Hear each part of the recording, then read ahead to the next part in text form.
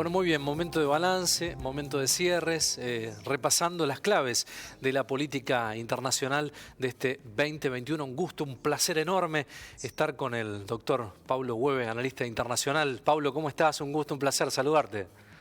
¿Qué tal, Ezequiel? El placer es para mí estar en comunicación con ustedes, con todo el personal del canal y, por supuesto, con toda nuestra teleaudiencia federal. Pablo, has hecho un relato durante este año, agradecértelo también en nombre de todo el equipo de trabajo aquí de Telediario Federal, de Marina también, que es la que habitualmente está dialogando contigo, muy minucioso de la política internacional. Llegamos a una etapa de balances en un mundo que ha ofrecido todos los colores, ha sido multifacético. Bueno, buen momento para generar algún apunte de lo que deja este 2021 en materia internacional. Así es, Ezequiel. Voy a procurar ser sintético, a pesar de que es un año, como usted bien lo ha marcado, un año que creo que en muchos aspectos va a marcar un antes y un después. Vamos a empezar del Extremo Oriente para venir a nuestra querida y, para mí, América Latina. Bien. China. Usted sabe que a los chinos nadie les va a manejar los tiempos. Los chinos tienen una forma de ver la vida que va más allá de una generación. Los chinos tienen sus plazos y los chinos plantean 2050. ¿Por qué le digo ese año? Porque ese año China tiene previsto tener su submarino nuclear, tecnología propia, y su portaaviones nuclear, tecnología propia. Mientras tanto, ¿qué está haciendo? Como vimos hace dos miércoles, se está expandiendo hacia el Pacífico, tomando uno de los elementos de la Convención de Derecho del Mar de 1982, a los arrecifes de coral les va poniendo tierra, los convierte en islas permanentes y entonces dice, no, esto es una isla, por lo tanto tiene que estar bajo mi soberanía y yo quiero extender mar territorial, zona contigua, zona económica exclusiva. Ya tiene problemas con Filipinas, con Indonesia, con Vietnam, con Japón, por supuesto Taiwán, y nada hace prever que estas cosas vayan a aflojar en los próximos meses. Muy por el contrario, ahí estamos viendo, eso que usted está viendo en este momento, sí. Un submarino es hoy, querido Ezequiel, una de las armas más mortíferas que existen en el planeta. Desde un submarino usted puede destruir un país en pocos minutos. Estos submarinos como el que estamos viendo, que miden mucho más de 180 metros de largo, tienen la capacidad de tirar misiles nucleares sin necesidad de salir a la superficie. China está construyendo el propio con tecnología nuclear, todavía no tiene con tecnología convencional. Mientras tanto, esto va a generar problemas en el centro de Asia. ¿Por qué no los ha generado hasta ahora? Por una palabra, Ezequiel, Afganistán. Lo que vimos este año y que para mucha gente fue una sorpresa, volvieron los talibán. Yo me dediqué este año a leer no literatura occidental, sino literatura oriental, concretamente pakistaní, para tratar de entender lo que en Occidente era muy difícil de explicar. A ver, ¿por qué el talibán vuelve y de la forma en que vuelve? Por una cuestión muy simple. Esa tecnología que ahí estamos viendo, los helicópteros occidentales norteamericanos, debo decir la verdad, ese señor, el último presidente, Ashraf Ghani, que se escapó prácticamente haciendo dedo del país, es el símbolo de cómo Occidente en realidad nunca, escúcheme bien por favor, nunca estuvo preocupado por Afganistán. La mirada de Occidente fue utilizar el 11 de septiembre los ataques a las Torres Gemelas para obviamente atacar al talibán, pero el talibán era una excusa. Siempre desde el gobierno de derecha de George W. Bush hubo una obsesión, se llamaba Irak. Fíjese usted que luego de la invasión a Afganistán en 2001, diciembre de 2001, ya en 2002, la extrema derecha del gobierno de George W. Bush, el vicepresidente Dick Cheney, su secretario de defensa Rumsfeld, su subsecretario de defensa Paul Wolfowitz, su entonces asesora de seguridad nacional y luego secretaria de Estado Condoleezza Rice, decían: el problema es Irak. ¿Pero alguien en su sano juicio podía pensar que Saddam tenía armas de destrucción masiva? No, pero tenía petróleo. En cambio, en Afganistán no había petróleo. Había rutas, donde podíamos tener oleoductos, donde podíamos tener gasoductos. Para eso no hacían falta militares. Sin embargo, cuando Estados Unidos, desde 2003, empieza con la obsesión de Irak, saca a sus mejores cuerpos de Afganistán y los lleva a Irak. ¿Qué deja en Afganistán? Deja a la coalición. Alemania, Holanda, España, Italia, Reino Unido, que tenían pánico de controlar las zonas que estaban fuera de las ciudades. Conclusión primera, la seguridad no existía. Conclusión segunda, jamás se preocuparon por establecer un Estado. Conclusión tercera, no había poder judicial. Mientras tanto, en el interior profundo de Afganistán, donde los talibán nunca se fueron y tenían el apoyo de un, entre comillas, aliado de Estados Unidos, Pakistán. Por favor, Ezequiel, por favor. Estados Unidos le condonó la deuda externa a Pakistán. Entonces Pakistán tenía un discurso a favor de Estados Unidos, pero sus militares seguían entrenando al talibán. Entonces el talibán iba de a poco ocupando ciudades, y donde ocupaba ciudades, mal que pueda pesarme, porque yo creo que son unos terroristas asesinos, establecían una administración, y si usted cometía un delito le cortaban la mano, si usted era adúltero lo mataban. Pero la gente sabía cuáles eran las reglas de juego. Eso no se sabía en Kabul, eso no se sabía en otras ciudades.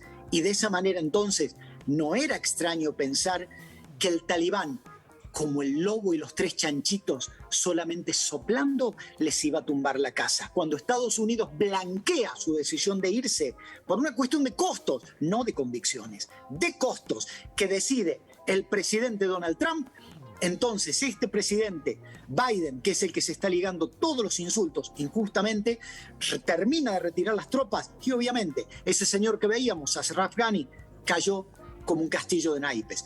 ¿Por qué le dediqué tanto tiempo a esto? Porque lo que pasa en Afganistán impactó en China. ¿Por qué? Por los musulmanes de Xinjiang. China fue entonces el primer país en reconocer al talibán. ¿Porque quieren a los talibán? No, porque sabe que un gobierno musulmán extremista en Afganistán genera inestabilidad en el oeste de China y no puede darse ese lujo. En Rusia, ¿por qué? Porque con el talibán volviendo le genera inestabilidad en sus propias fronteras, en su patio trasero, Kirguistán, Kazajistán, Uzbekistán, Tayikistán. En Irán, ¿por qué? Porque Irán es chiita, mientras que los talibán son sunitas y los talibán han perseguido a los chiitas. Y ya que nombré Irán, tuvimos elecciones en Irán. ¿Quién ganó? Gracias a Occidente, que prácticamente trató como terrorista a un hombre que tendió la mano a Occidente, como Hassan Rouhani. Vuelven a ganar los conservadores, nacionalistas religiosos. Me refiero a Ebrahim Raisi. Este hombre, Ebrahim Raisi, que estamos viendo allí en imagen, es la voz de su titiritero, el ayatolá Ali Khamenei. ¿Por qué le nombro Irán? Porque Irán es un aliado incómodo de Vladimir Putin en Siria. Pero además es alguien que necesita amenazar a Israel para que Estados Unidos afloje sus exigencias para volver a la mesa de negociaciones del programa nuclear. Pero cuidado, Ezequiel, este Israel, que este año cambió de gobierno, que este año mandó a la jubilación a Netanyahu y asume un gobierno nacionalista como el de Naftali Bennett, es un Israel mayor de edad. Ya no necesita el aval norteamericano si decide atacar a Irán. Me preguntará usted, ¿y por qué no ataca a Irán? Por una palabra, China. Aquí vemos cómo Asia es un enorme, complejo tablero de ajedrez. Si Israel ataca a Irán, se está metiendo en problemas con China. Y China hoy va a terciar a favor de Irán mucho más de lo que Vladimir Putin seguramente podría hacer. No se olvide de esta expresión. Para Vladimir Putin, Irán es un aliado molesto en Siria y se lo quiere sacar de encima. No nos extrañe que en algún momento Vladimir Putin haga una jugada y se quede del lado de Israel. Eso que estamos viendo me recuerda otra cosa. Sí. El pasado 25 de diciembre, mientras aquí se celebraba la Navidad, se cumplieron 30 años de la caída de la Unión Soviética.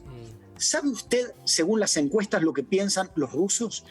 Los rusos piensan que la caída de la Unión Soviética fue una tragedia. ¿Y sabe quién dijo eso también? Vladimir Putin. Dijo que la caída de la Unión Soviética fue la tragedia geopolítica más grande del siglo XX. Me adelanto lo que usted me pueda decir. ¿Es que Vladimir Putin extraña a la Unión Soviética? Se lo contesto, lógico. ¿Por qué? Porque él es un autócrata, porque él fue parte de la KGB y porque él extraña un gobierno donde no haya que rendir cuentas. Por favor, le pido a usted y le pido a nuestra teleaudiencia, mírele la cara a ese hombre y mira este libro que me acaba de llegar. Este libro que me acaba de llegar, que se llama El lenguaje no verbal, es un libro brillante de dos periodistas norteamericanos, sí, donde yo le pido a usted y le pido a nuestra teleaudiencia, mírele los ojos a ese hombre. Simplemente mírele la cara a Vladimir Putin. Sepa que cuando Vladimir Putin habla, Vladimir Putin no baja la vista, Vladimir Putin no pestañea. Vladimir Putin sabe jugar al ajedrez, como los persas y como los chinos. Ojo con Vladimir Putin. Vengamos a Europa, Ezequiel. Un cambio en Alemania. Cruzo los dedos. Creo que es para bien. Creo que es para bien. La izquierda vuelve a gobernar Alemania con un planteo socialista, con un planteo ecologista. Pero cuidado, la Alemania que nosotros creemos una locomotora económica tiene graves problemas económicos y tiene también problemas de tecnología en la administración pública. No es sencillo el panorama que se le presenta al gobierno socialdemócrata alemán. Quiero felicitar al gobierno español, este gobierno de coalición de izquierda que ha logrado hoy, y vaya mi homenaje a la señora Angela Merkel, una verdadera política de lujo, de la cual muchos latinoamericanos tendrían que aprender por su enorme capacidad de controlar adversarios, no necesariamente de su país, me refiero al Reino Unido y a Francia, sin siquiera haber levantado la voz. En España, el gobierno socialista del presidente Pedro Sánchez logró, antes de ayer, aprobar el presupuesto. Ezequiel, los países parlamentarios, si no logran aprobar el presupuesto, caen. El hecho de que haya aprobado el presupuesto el presidente Pedro Sánchez, un presidente que podemos decir que intelectualmente no está a la altura de los dos gobiernos socialistas anteriores, sin embargo, ha tenido la humildad y la capacidad de constituir una coalición, y permítame lo que voy a decir. Si no hubiera sido presidente del gobierno español Pedro Sánchez, Cataluña habría explotado. Pedro Sánchez está manejando con mucha seriedad el problema de las autonomías y acaba de hacer aprobar el presupuesto más importante en ayudas sociales de la historia de España. Le deseo de corazón mucha suerte. Crucemos el océano y vamos terminando. Pobre Joseph Biden, Ezequiel. Pobre Joseph Biden, porque le está tocando esta nueva ola de contagios que no permiten mejorar totalmente la economía de Estados Unidos. Pero cuando él tiene decisiones políticas para mejorar la economía de Estados Unidos, la derecha republicana y la derecha demócrata se lo paralizan en el Congreso. Siempre digo lo mismo, pese a que no es mi espacio hablar de política argentina. En Estados Unidos, si el Congreso le dice que no al presupuesto, la administración pública se paraliza. Claro. Y entonces el presidente Biden está a merced de la oposición. Bajemos un poco. Otro año más del presidente mexicano. Un presidente mexicano, López Obrador, que si bien anda bien en las encuestas, se ha convertido en el hermano malo de los latinoamericanos. ¿Por qué? Porque parece haber aceptado el papel que le pidió en su momento Donald Trump. No quiero ser yo, decía Donald Trump, el que detenga a los chicanos, a los latinos, en el muro que jamás construí. Quiero que usted se haga cargo. Y ese señor que estamos viendo, que no ha logrado mejorar la justicia y no ha logrado combatir al narcotráfico y tampoco ha logrado esclarecer los crímenes espantosos en los cuales la policía federal y las estaduales están involucradas, se ha convertido en el demonio de nicaragüenses, hondureños, salvadoreños, guatemaltecos y haitianos, porque es la policía de ese señor la que los detiene y la que los deporta. Ojalá que México encuentre el camino. Como dijo algún poeta alguna vez, pobre México, Ezequiel, tan lejos de Dios y tan cerca de los Estados Unidos. Vengamos a nuestro cono sur para terminar este largo y pesado monólogo. Venezuela tuvo elecciones muy importantes, Federico, porque participó la oposición y la oposición se quebró. Guaidó no quiso participar, pero el sector que no pertenece a Guaidó, los otros partidos políticos sí. Usted me dirá, ¿ganó Maduro? Sí, pero con una enorme abstención, no solamente de los opositores, del oficialismo. Es decir, cuidado con esta señal, porque la oposición, si bien ganó 3 distritos, está en condiciones de dar un susto si las reglas de juego son claras. Porque la oposición hasta ahora tiene que organizarse. Y si acepta reglas de juego el gobierno de Maduro que sean claras, yo creo que el Partido Socialista Unido de Venezuela se las va a ver feas. Bajemos un poquito más. Mi amado Perú, ese Perú que se jugó por nuestras Islas Malvinas más que muchos políticos argentinos, está viviendo una inestabilidad espantosa.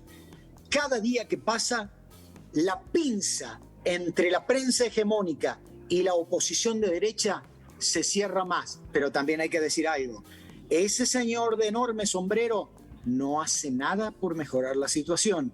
Desafía permanentemente a la oposición y encima juega con fuego, Ezequiel, porque no está teniendo una administración transparente. Me duele decirlo, lo quiero, lo respeto, pero cuando usted no es transparente y encima es minoritario, se arriesga a que con la excusa de la transparencia se lo destituya.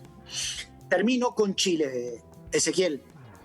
Por fin puedo terminar con una sonrisa. Nuestro vecino, país con el que compartimos la tercera línea fronteriza más larga del mundo, y por eso Chile es tan importante para Argentina, es un país que sigue apostando al cambio.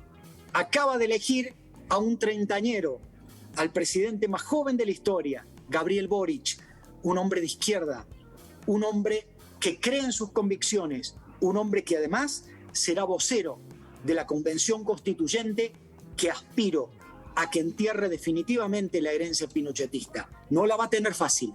Tiene un parlamento muy fracturado, tiene una oposición que encabeza ese señor que estamos viendo, la extrema derecha pinochetista de José Antonio Kast, pero por sobre todas las cosas, tiene una sociedad que se debate entre el orden con represión y el cambio, aunque sea con desorden. Ojalá que encuentren el camino. A pesar de lo que muchas argentinas y argentinos dicen, yo amo Chile. Porque el Chile verdadero es el Chile democrático, no el Chile pinochetista que nos clavó el puñal en la espalda durante la Guerra de Malvinas. El Chile que queremos es el Chile de Gabriel Boric, que corrigió al embajador británico cuando habló de Falklands y le dijo, se llaman Malvinas, señor. Querido Ezequiel, perdón lo extenso, pero creo que este año ha sido fundamental, ha sido muy importante. Se pueden sumar, y para los que Pablo, cumplimos, a ese adelante, viraje, Ezequiel. a ese cambio, Brasil y Colombia por las elecciones que se vienen también en el próximo año, que puede afianzar un cambio en la región, ¿no? Sí, Ezequiel. Es muy importante lo que pueda pasar en Colombia porque es la primera vez que estoy viendo que el centro izquierda se está afianzando. Pensar en izquierda en Colombia es mala palabra. Sí, es verdad. Yo alguna vez me gustaría contarle personalmente que una vez que fui invitado por la Embajada Argentina para dar una serie de conferencias en universidades sobre las Islas Malvinas, el entonces embajador argentino me invitó a una cena donde había muchos legisladores, entre ellos un senador que había sido guerrillero del M-19 y que ahora era senador. Bueno, tuvimos una larga charla y él daba fuertes críticas a lo que eran las FARC y dijo, en Colombia no es con las armas con las cuales vamos a cambiar este país, pero cuidado con los discursos de izquierda porque en Colombia no calan. Claro. En cambio, en Brasil todavía pueden pasar muchas cosas, faltan 11 meses, pero si usted mira las encuestas, yo me atrevo a decir hoy, 29 de diciembre, que Lula ganaría en primera vuelta. Crucemos los dedos. También va a haber elecciones en Francia, va a haber elecciones de medio término en Estados Unidos y creo que el presidente argentino va a tener un año con mucha tranquilidad por dos cosas. Una de ellas porque no hay elecciones y otra de ellas porque una torpeza opositora, que es no haberle aprobado el presupuesto, le deja la billetera con mucho dinero para gastar sin rendir cuentas. Mi querido Ezequiel, compañeras y compañeros de Canal 13, el único agradecido soy yo. Porque debo decirle a nuestra teleaudiencia federal que jamás este canal me puso una agenda, jamás me puso límites, ni en tiempo ni en temas. Y yo quiero agradecerle a usted y en usted a todo el personal. Y permítame un sueño, que en 2022 no sea delito discrepar, que yo pueda sentarme con usted en un café, en un asado, en una mesa, y yo pueda volver a enriquecerme cuando usted discrepe conmigo. Porque si usted discrepa conmigo, me ayuda a crecer. Y de esa manera, dejar de pensar que si usted piensa otra cosa, usted es mi enemigo. Como diría John Lennon, usted dirá que soy un soñador, pero no soy el único. Espero que usted se una a nosotros y entonces haremos un mundo unido. Pablo, muchísimas gracias como siempre. Gran cierre de año y mejor comienzo de 2022. Un gran abrazo. Otro para usted, para Canal 13 y para la teleaudiencia federal. Saludos, Pablo. Gracias.